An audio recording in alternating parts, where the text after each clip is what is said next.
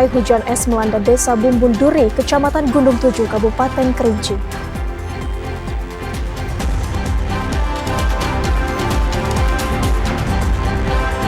Polres Tebo mulai membangun sarana pelayanan pemenuhan gizi atau SPPG untuk MBG.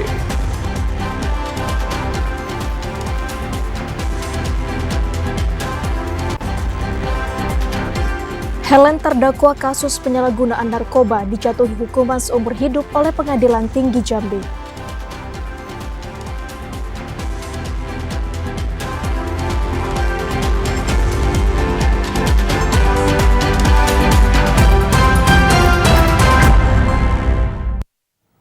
Assalamualaikum warahmatullahi wabarakatuh. Selamat sore saudara, terima kasih Anda masih menyaksikan Jambi hari ini edisi Sabtu 30 Agustus 2025.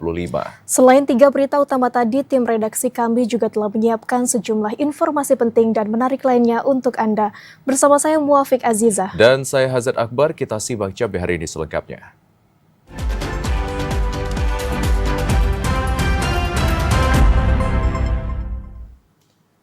Mengalami informasi Jambi hari ini, saudara, angin puting beliung disertai hujan es melanda Desa Bumbunduri, Kecamatan Gunung Tujuh, Kabupaten Kerinci. BMKG Depati Parbo mengingatkan potensi cuaca ekstrim masih dapat terjadi selama musim pancaroba. Warga Desa Bumbunduri, Kecamatan Gunung Tujuh dikejutkan dengan fenomena hujan es yang turun bersama dengan angin puting beliung. Rekaman warga memperlihatkan butiran es berhamburan di area perkebunan, sementara angin kencang merusak tanaman muda yang baru ditanam. Kepala Badan Meteorologi, Klimatologi, dan Geofisika BMKG Depati Parbo Kerinci, Kurnia Ningsi mengatakan, fenomena hujan es dan angin puting beliung tersebut dipicu oleh awan cumulonimbus yang kerap terbentuk di musim pancaroba. Kondisi tersebut biasanya berlangsung singkat, namun dapat memberikan dampak yang besar, mulai dari kerusakan pertanian hingga membahayakan aktivitas warga. Masyarakat diminta waspada ketika tanda cuaca ekstrim muncul, seperti suhu udara panas dan gerah disertai langit gelap pekat. BMKG juga mengingatkan agar warga segera mencari tempat aman saat hujan deras disertai angin kencang. Puting beliung, hujan es itu kan penyebabnya yaitu karena pembentukan awan cumulonimbus. Jadi awan cumulonimbus itu memang sering terbentuk pada musim pancaroba saat ini, di mana proses pemanasan matahari pada siang hari itu akan menyebabkan terjadinya naiknya massa udara panas ke lapisan atas dan membentuk awan-awan hujan atau awan-awan konvektif berkembang menjadi awan-awan cumulonimbus. BMKG minta pemerintah daerah dapat menyiapkan langkah mitigasi, terutama di sektor pertanian yang rentan terdampak. Edukasi kepada masyarakat tentang cara menghadapi cuaca ekstrim dinilai penting, agar kejadian serupa tidak menimbulkan kerugian lebih besar. Ilwan, TVRI Jambi melaporkan. Status siaga darurat Karhutla di Kabupaten Tanjung Jabung Timur akan segera berakhir. Perpanjangan status belum dilakukan karena wilayah tersebut masih sering diguyur hujan. Kabupaten Tanjung Jabung Timur akan mengakhiri status siaga darurat Karhutla pada bulan September mendatang. Namun, keputusan untuk memperpanjang atau tidaknya status darurat Karhutla ini masih akan terus dievaluasi. Dalam beberapa minggu terakhir, Kabupaten Tanjung Jabung Timur telah diguyur hujan dengan intensitas ringan hingga sedang, yang berdampak pada penurunan angka titik panas dan kejadian Karhutla. Berdasarkan data, meski dalam kurun waktu 3 minggu terakhir terdapat 80 titik panas, namun tidak ada kejadian Karhutla. PLT Kepala Pelaksana BPBD Kabupaten Tanjung Jabung Timur, Indra Sakti Gunawan mengatakan, pihaknya akan terus memantau situasi dan kondisi untuk menentukan diperpanjang atau tidaknya status darurat Karhutla. Sejak awal tahun hingga saat ini, 11 kejadian Karhutla terjadi di Kabupaten Tanjung Jabung Timur, dengan luasan lahan terbakar mencapai 9,36 hektar.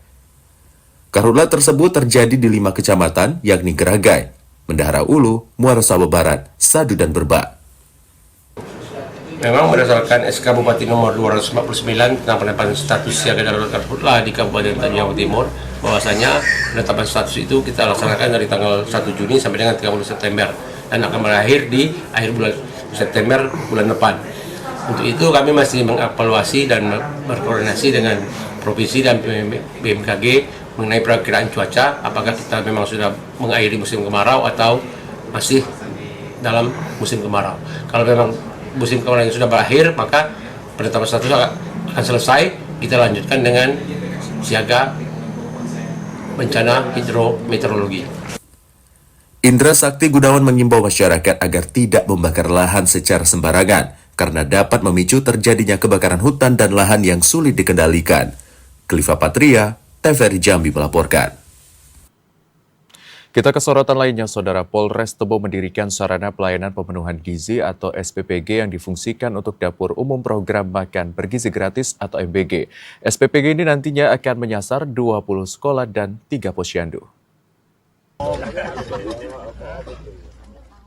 Pembangunan sarana pelayanan pemenuhan gizi SPPG Polres Tebo berlokasi di kilometer 11 Jalan Lintas Tebo Bungo, Desa Sungai Alai, Kecamatan Tebo Tengah. SPPG ini akan difungsikan sebagai dapur umum program makan bergizi gratis MBG. Selain akan menyasar 20 sekolah, SPPG ini juga akan menyasar 3 posyandu dengan jumlah 3.444 penerima manfaat. SPPG ini akan mengolah dan mendistribusikan menu MBG sesuai standar isi yang telah ditetapkan. Kapolres Tebo AKBP Trianto mengatakan, pembangunan SPPG bukan hanya sekadar proyek fisik, namun sebagai bentuk nyata kepedulian Polres Tebo terhadap kesehatan dan masa depan generasi bangsa. Melalui SPPG ini, Polres Tebo ingin memastikan masyarakat, khususnya balita, ibu hamil, dan lansia, memperoleh gizi seimbang dan pelayanan terpadu. AKBP Trianto mengapresiasi peran Yayasan Kemala Bayangkari yang terus mendukung kegiatan sosial, terutama yang langsung bersentuhan dengan masyarakat. Nanti setelah peletakan batu pertama, maka akan 45 hari proses pembangunan. Setelah masa pembangunan ini tentunya nanti ada langsung tahap operasional. Semasa 45 hari ini kita akan melakukan perekrutan terhadap relawan yang akan bekerja di SPPG. Nanti sejumlah 47 relawan. Wakil Bupati Tebo Nazar Effendi mengapresiasi usaha Kapolres Tebo yang membangun SPPG program MBG. SPPG ini merupakan bentuk dukungan nyata terhadap program dan asta-cita Presiden Prabowo Subianto. Pemkab Tebo mendapatkan amanat pembangunan SPPG di 41 titik yang tersebar di seluruh kecamatan dan desa. Intizam, TVRI Jambi melaporkan. Saudara, pemerintah resmi menaikkan harga eceran tertinggi beras medium khusus di wilayah Jambi menjadi Rp14.000 per kilogram. Langkah konkret ini agar beras tidak bergejolak di masyarakat. Harga eceran tertinggi beras medium di Kota Jambi resmi naik menjadi Rp14.000 per kilogram dari harga sebelumnya Rp13.100 per kilogram. Hal ini sesuai dengan keputusan pemerintah melalui Badan Pangan Nasional beberapa waktu lalu. Wali Kota Jambi Maulana mulai menyiapkan langkah konkret agar tidak menimbulkan gejolak di masyarakat. Menurutnya hal ini dapat ditekan melalui pasar murah atau subsidi melalui beras stabilitas pasokan dan harga pangan atau SPHP. Pemerintah Kota Jambi juga memastikan untuk jumlah pasokan beras di gudang Bulog masih aman tercukupi. Kenaikan harga medium HET-nya ya, itu kan harga eceran tertinggi yang ditentukan. Tapi kalau berharap juga para pengusaha karena stok beras kita cukup, kalau bisa di bawah HET. Tapi harga maksimalnya, harga eceran tertingginya sudah ditentukan ada kenaikan. Kami akan pantau terus karena kan sistem ekonomi kita antara supply and demand ini sangat berpengaruh terhadap harga. Pemerintah Kota Jambi juga akan terus memantau perkembangan harga beras di pasar tradisional. Jika terdapat lonjakan harga, maka akan segera dilakukan operasi pasar untuk menekan lonjakan harga beras medium tersebut. Joko, TVRI Jambi melaporkan. Pasca aksi penyampaian aspirasi di kantor DPRD Provinsi, Polresta Jambi mengajak seluruh elemen masyarakat untuk menjaga keamanan dan kedamaian. Ya, informasi selengkapnya akan kami hadirkan usai jeda. Tetaplah bersama kami di Jambi hari ini.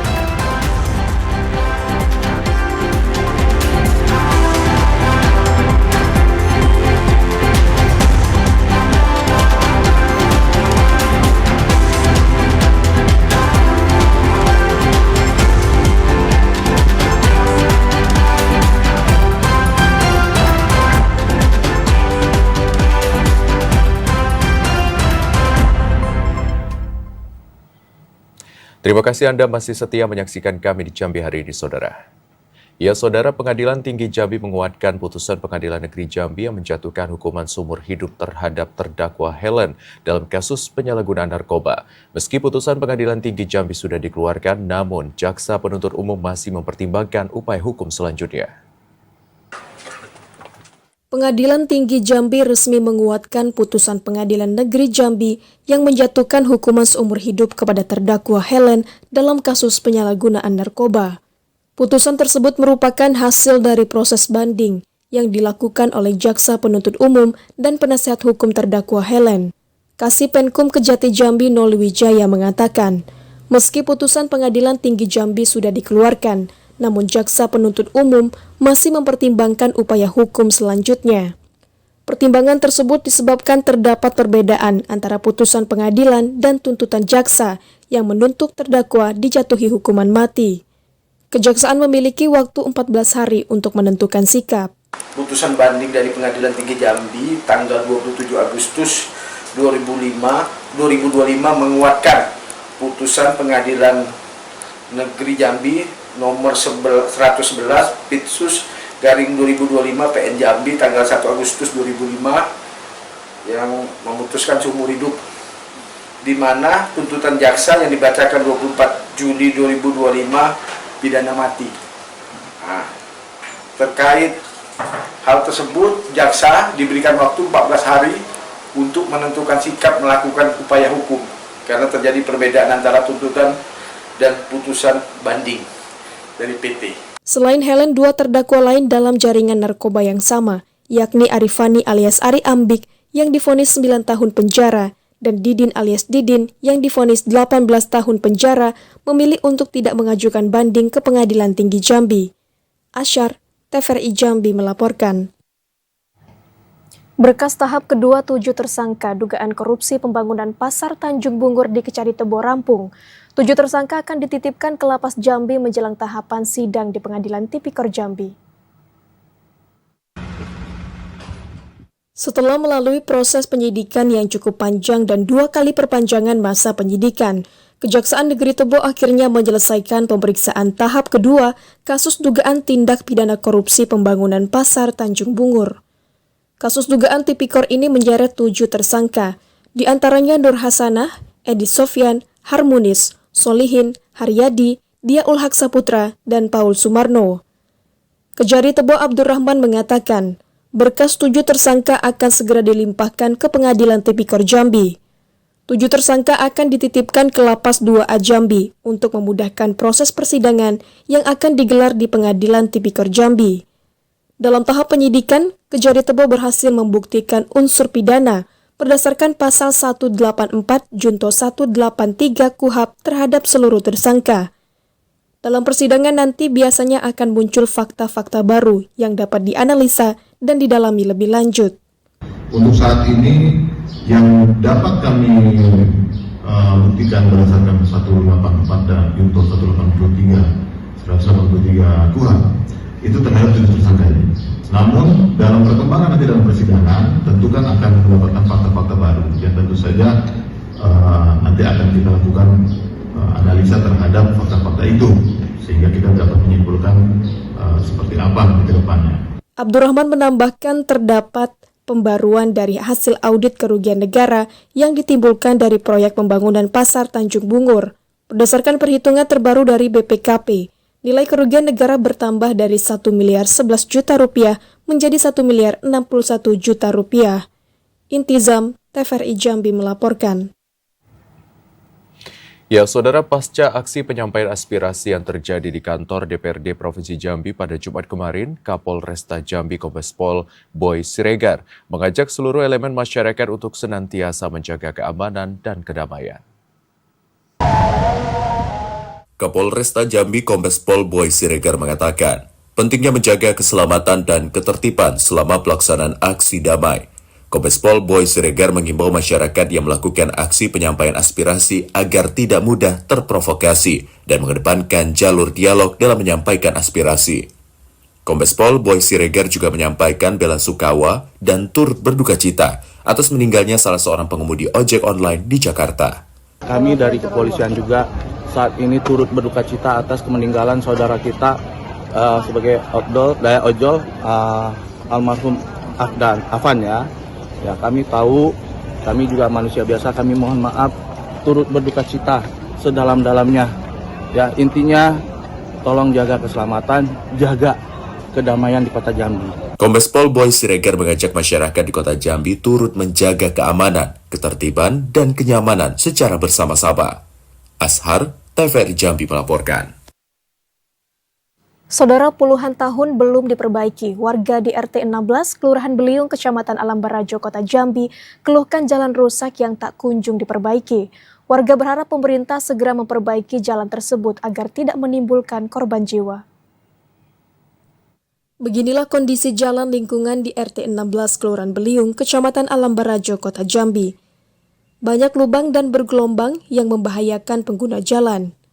Warga harus berhati-hati menghindari lubang dan memilih kondisi jalan yang dapat dilewati agar tidak terjadi hal yang tidak diinginkan. Ketua RT 16 Kelurahan Beliung, Poniman, mengatakan, kondisi ini telah terjadi puluhan tahun sejak tahun 2012. Pihaknya juga telah berkali-kali mengajukan perbaikan ke pemerintah Kota Jambi, namun hingga kini tidak ada realisasi perbaikan pada jalan tersebut. Bahkan warga harus bergotong royong untuk menimbun lubang dengan pecahan batu. Pasalnya, akibat jalan rusak ini kerap terjadi kecelakaan dan menimbulkan korban jiwa. Itu pelaksanaan waktu tahap pertama pengaspalan itu sekitar tahun 2012. Sampai saat ini belum ada perbaikan sama sekali. Jadi usulan-usulan sudah dari RT-RT yang terdahulu sudah masuk, namun belum ada realisasi. Sudah banyak ini kejadian, ada yang jatuh, bahkan sudah ada yang meninggal. Sekitar tahun berapa Pak Yudi kemarin tuh? Tahun 2024 kalau salah. Kejadian pas malam. Kalau masalah jalannya rusak itu sudah lama lah. Cuman dari dulu ukur sana ukur sini, bolak-balik tiap tahun diukur. Masyarakat hingga kini masih menunggu adanya realisasi perbaikan jalan karena beberapa waktu lalu pemerintah Kota Jambi sempat turun langsung dan mengukur panjang jalan untuk perbaikan. Joko, TVRI Jambi melaporkan. Saudara, Bupati Anwar Sadat membuka pelaksanaan MTQ tingkat Kabupaten Tanjung Jabung Barat. Ya, informasi selengkapnya akan kami hadirkan usai jeda sesaat lagi. Tetaplah bersama kami di Jambi hari ini.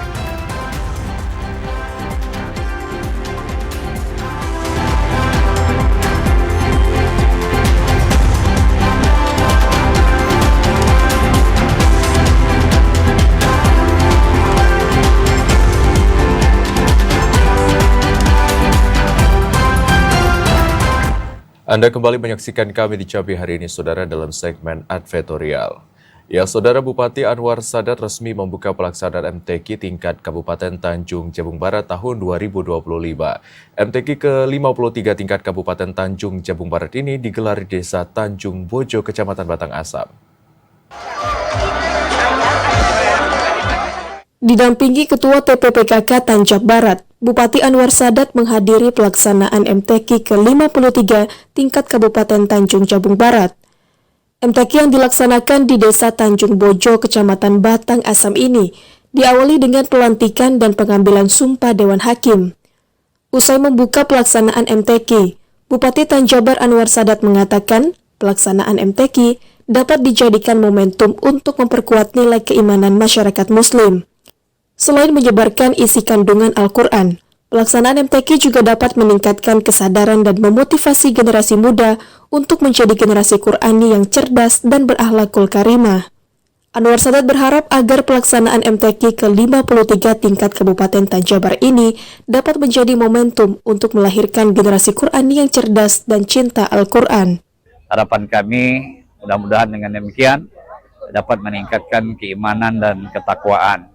Sesuai dengan tema tahun ini, kita ingin mewujudkan generasi yang Qurani, ya, generasi yang bisa membaca Quran, memahami, dan insya Allah mudah-mudahan bisa mengamalkan isi kandungan Al-Quran.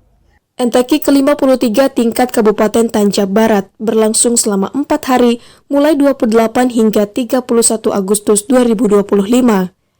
MTQ tingkat Kabupaten Tanjabar ini memperlombakan berbagai macam cabang lomba, Di antaranya cabang tilawatil Quran, taltil Quran, tahfiz Quran, tafsir, fahmil, syarhil, menulis makalah Al-Quran, hafalan hadis, dan berzanji. Didi Haryadi, TVRI Jambi melaporkan. Ya, saudara, selain bermanfaat, tanaman obat keluarga atau toga juga menjadi daya tarik keasrian lingkungan. Informasi selengkapnya akan kami hadirkan usai jeda. Tetaplah bersama kami di Jambi hari ini.